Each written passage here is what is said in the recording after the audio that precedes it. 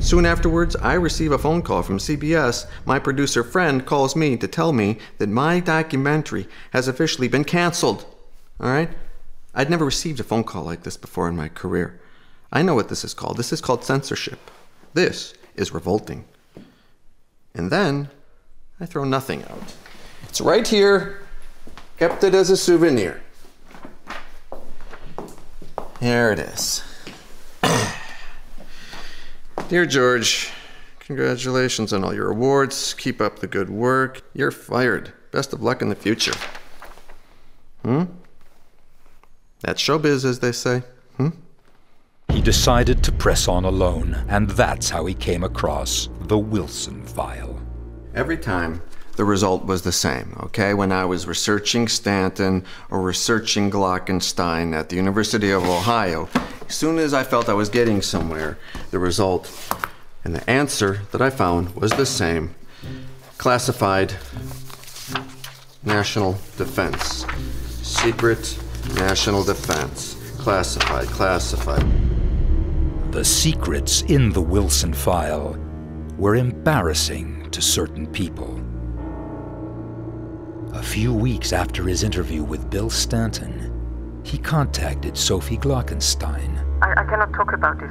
No, not on the phone, no. Be at the Lincoln Memorial. Tomorrow at 7. She never showed up for that meeting. I started to wonder, and I literally started to fear for my life. Because, I understood at this point. It became clear to me that there were people working in the shadows to try to keep me from finding out whatever it is that I wanted to know, okay? And that these were not nice people. These were not people who, to be taken lightly. These people meant business. And they were willing to do whatever it took to keep me from finding out what I wanted to know.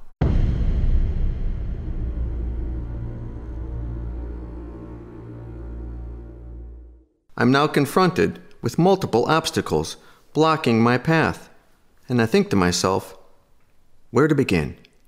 Why not start with the one phrase that has already been translated, I tell myself. How dare you say I do love you when your heart is not with me? Not a phrase typical of Egyptian spirituality, is it? After months of research, Widmack uncovered the origins of the text where he least expected to find them. Don't you understand what I'm saying here? It's from the Bible, the book of Judges, chapter 16, Samson and Delilah. A biblical passage, yet found in an Egyptian tomb. Amazing. But why Samson and Delilah? Was there a hidden message in the text? Samson, according to the Bible, was the wise man who never cut his hair and drew great strength from it. In many cultures, hair is considered the repository of the divine, including Egyptian culture. Is this the link between the tablet of Hapitmothep and the Bible? That's the question that George Widmack asked Rabbi Spiegelman. Many consider him to be one of the experts on biblical codes. This analysis of biblical text, made famous by Michael Drosnin, is based on Kabbalistic principles. Unfortunately, the results were disconcerting and even more meaningless than the tablet itself. And Widmack was definitely lost in mystery. That's it. End of story. Game over.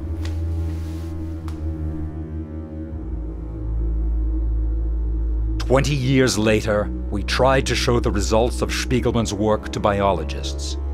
Curiously, none in the entire United States agreed to help us. We decided to show them to biologists from a French company, Selectis Bioresearch. They were surprised by what they saw. There's no doubt about it. This is indeed a fragment of the DNA. Yeah. This sequence, here and here. It seems to be complete, even if described in fairly rudimentary terms. Yeah. The letter sequences that Rabbi Spiegelman got from the Bible reveal a disturbing resemblance to DNA sequences. There's definitely a genetic characteristic there.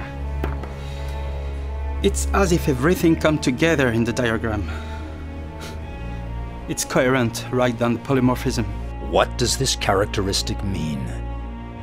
If it is a gene, how and when did the Egyptians isolate it?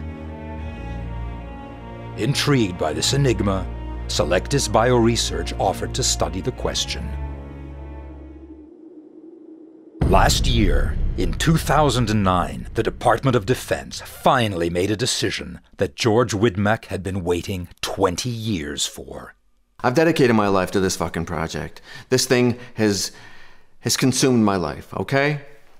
My family's life, my personal life. I have no more marriage. My kids hardly even know me anymore. So, finally, after 20 years, I learned that the Wilson file had officially been declassified, and I make a request to see it. Okay? And the Pentagon informs me, they inform me that the Wilson file doesn't exist. That the Wilson file has never existed.